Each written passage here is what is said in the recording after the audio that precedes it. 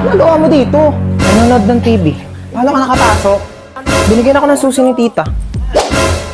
Oo. Para makapasok na siya kaagad at hindi na mag-antay sa labas. Kawawa naman. Ay, ang taray. May sarili na siyang susi. Tapos pag ako, kailangan ko pa umakyat ng gate para makapasok ng bahay. Ano bang inaarte-arte mo dyan? Iabot mo naman. Bumili ka na lang ng coke doon. Hindi naman tayo nagkukook dito Ako, nag-request ka pa. Okay, ayan, luto na ang adobo!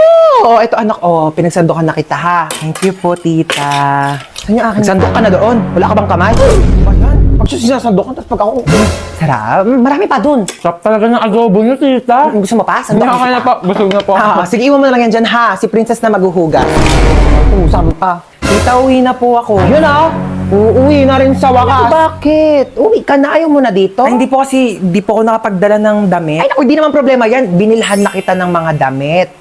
Talagang damit pa siya. Tapos ako suot ko pa rin tong Patrick na binili sa akin. 1 dekada na to. Ito tatampo-tampo pa eh. Binilhan din kita ng bago. Ano yun? Ano yung nakakainis? Ayan, bagong sponge.